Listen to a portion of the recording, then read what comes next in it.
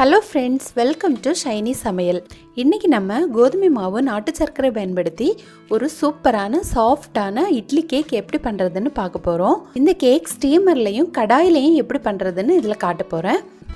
இதை பண்ணுறது ரொம்பவே ஈஸி. இந்த கேக்கும் ரொம்ப சாஃப்டாகவும் ரொம்ப ஃப்ளஃபியாகவும் இருக்கும். நீங்கள் பார்த்தாலே தெரியும். இதை ரொம்ப ஈஸியாக நம்ம வீட்டில் பண்ணிடலாம். குழந்தைங்களுக்கும் ரொம்ப பிடிக்கும். இந்த மாதிரி கலர் கலராக பண்ணி கொடுத்தா நம்ம குழந்தைங்களும் ரொம்ப விரும்பி சாப்பிடுவாங்க. இது ரொம்ப ஹெல்த்தியான கேக் கூட. இதை இப்போ எப்படி பண்ணுறதுன்னு பார்க்கலாம். இது வரைக்கும் நம்ம சேனலை சப்ஸ்கிரைப் பண்ணி சப்போர்ட் பண்ண எல்லாருக்கும் நன்றி. சப்ஸ்கிரைப் பண்ணாதவங்க மறக்காமல் சப்ஸ்கிரைப் பண்ணிக்கோங்க. கேக் பண்ணுறதுக்காக ஒரு பவுலில் முதல்ல நான் 3/4 கப் நாட்டு சர்க்கரை எடுத்திருக்கேன். நாட்டு சர்க்கரை இல்லாதவங்க பொடித்த வெல்லம் கூட பயன்படுத்திக்கலாம். கல் இல்லாத வெல்லமாக பயன்படுத்திக்கோங்க. சின்ன சின்ன கல் தூசி இருந்துச்சுன்னா அதை வடிகட்டி எடுத்து வச்சுக்கோங்க. கூடவே 1/2 கப் கெட்டியான தயிர், 1/4 கப் எண்ணெய். நான் கடலை எண்ணெய் தான் யூஸ் பண்ணியிருக்கேன். அதோட ஃப்ளேவர் கொஞ்சமாக தெரியும். ஆனால் ரீஃபைண்ட் ஆயிலை விட கடலை எண்ணெய் ரொம்ப ஹெல்த்தியானது. அதனால் நான் இதே யூஸ் பண்ணியிருக்கேன். அடுத்து ஒரு பீட்டர் வச்சு இதை நல்லா பீட் பண்ணிக்கோங்க. இதோட கலரெல்லாம் கொஞ்சம் சேஞ்ச் ஆகிறது வரைக்கும் நல்லா பீட் பண்ணிக்கோங்க.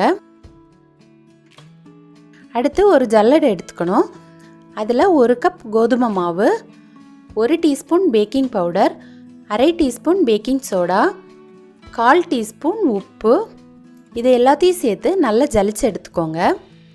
அப்போது இந்த பேக்கிங் பவுடர், பேக்கிங் சோடா, மாவெல்லாம் நல்லா மிக்ஸ் ஆகி கிடைக்கும். கூடவே 1/2 டீஸ்பூன் வெனிலா எசன்ஸ் சேர்த்துருக்கேன். இப்போது இதெல்லாத்தையும் சேர்த்து நல்லா மிக்ஸ் பண்ணணும். இதை நல்ல ஸ்பீடாக நம்ம மிக்ஸ் பண்ணக்கூடாது. அப்புறம் அதில் இருக்க ஏர் பபிள்ஸ் எல்லாம் போயிடும். அப்போ நமக்கு சாஃப்டாக கேக் வராது. இப்போது நான் எல்லாம் மிக்ஸ் பண்ணி எடுத்தாச்சு. இப்போது இது கொஞ்சம் கெட்டியாக இருக்குது. அதுக்காக கொஞ்சமாக பால் சேர்த்துக்கலாம். இது காய்ச்சி ஆற வச்ச பால். இதில் கொஞ்சம் கொஞ்சமாக சேர்த்து தேவைக்கு ஏற்ற மாதிரி நம்ம மிக்ஸ் பண்ணி எடுத்துக்கலாம். கொஞ்சம் மிக்ஸ் பண்ணி எடுத்த அப்புறமா இன்னும் திக்காக இருந்துச்சுன்னா கொஞ்சம் கூட பால் சேர்த்து நல்லா மிக்ஸ் பண்ணி எடுத்துக்கோங்க. இப்போவுமே இதை ஸ்பீடாக மிக்ஸ் பண்ணக்கூடாது. மெதுவாக மிக்ஸ் பண்ணி எடுத்துக்கோங்க. அப்போ தான் கேக் சாஃப்டாக கிடைக்கும். இப்போ எல்லாம் மிக்ஸ் பண்ணி எடுத்தாச்சு. இப்போ இந்த பவுலில் இருக்க மாவை நம்ம பாதியாக பிரிச்சுக்கலாம்.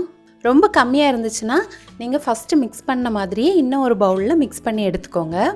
நம்ம ஃபஸ்ட்டு இதில் வெனிலா ஃப்ளேவர் ஆட் பண்ணியிருக்கோம். இப்போ இதில் சாக்லேட் ஃப்ளேவர் ஆட் பண்ணிக்கலாம். அதுக்காக 1/4 கப் கொக்கோ பவுடர் இதில் சேர்த்துக்கணும். கொக்கோ பவுடர் இல்லாதவங்க சாக்லேட் மெல்ட் பண்ணி கூட சேர்த்துக்கலாம்.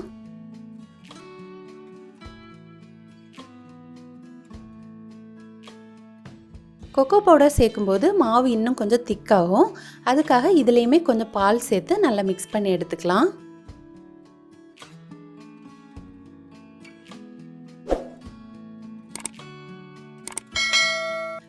மெதுவாக மிக்ஸ் பண்ணி எடுத்துக்கோங்க. இப்போ பாருங்கள், இந்த கன்சிஸ்டன்சியில் மிக்ஸ் பண்ணி எடுத்துக்கலாம். இப்போ நமக்கு வெனிலா ஃப்ளேவரும் சாக்லேட் ஃப்ளேவரும் ரெடி ஆகிடுச்சு. அடுத்து இட்லி தட்டு எடுத்து அதில் கொஞ்சம் எண்ணெய் தடவி மேலே மாவு தூவி இந்த மாதிரி க்ரீஸ் பண்ணி வச்சுக்கோங்க. அப்போது நமக்கு கேக் ஒட்டாமல் கிடைக்கும். இது நம்ம மார்பிள் கேக் பண்ண போகிறோம்.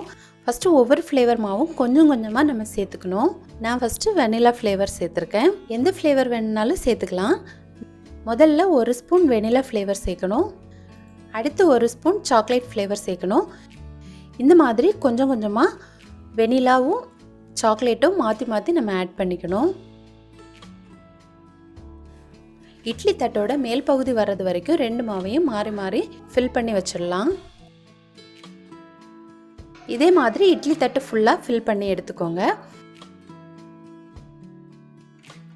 அடுத்து ஒரு டூத் பிக் எடுத்துக்கணும். அதை வச்சு நம்ம தேவையான டிசைனில் டெக்கரேட் பண்ணி எடுத்துக்கலாம். ஒவ்வொருத்தருக்கும் ஒவ்வொரு மாதிரி வரும். உங்களுக்கு எந்த மாதிரி வருதோ நீங்கள் அந்த மாதிரி டிசைன் பண்ணிக்கோங்க. ஒவ்வொரு டைமும் மாவில் டிப் பண்ணி எடுக்கும்போது அந்த டூத் பிக்கை டிஷ்யூவில் தொடச்சி எடுத்துக்கோங்க. அப்போது 2 மாவும் மிக்ஸ் ஆகாமல் சூப்பர் டிசைன் கிடைக்கும். இப்போ இட்லி தட்டு ரெடி ஆகிடுச்சு. அடுத்து இட்லி பாத்திரத்தில் கொஞ்சம் தண்ணி சேர்த்து அதை கொதிக்க வச்சு எடுத்துருக்கேன். தண்ணி கொதித்ததுக்கு அப்புறமா நம்ம இட்லி பாத்திரத்தை வச்சு வேக வைக்கலாம். அப்போ தான் கேக் நல்லா சாஃப்டாக கிடைக்கும். 8 to 10 மினிட்ஸ் வேக வச்சா போதும். அதுக்குள்ளே இது ரெடி ஆகிடும். லோ ஃப்ளேம்லேயே வேக வச்சு எடுத்துக்கோங்க. ஒரு டூத் பிக் வச்சு குத்தி பாருங்கள். அது க்ளீனாக வந்துன்னா நம்ம எடுத்துடலாம். இப்போ பாருங்கள், சூப்பராக சாஃப்டாக வந்திருக்கு. இட்லி தட்டில் இருந்து ஒரு ஸ்பூன் வச்சு எடுத்துடலாம். அது சூப்பராக ஒட்டாமல் வரும். இப்போ பாருங்கள், உங்களுக்கு பார்த்தாலே தெரியும் அது எவ்வளோ சாஃப்டாக வந்திருக்குன்னு.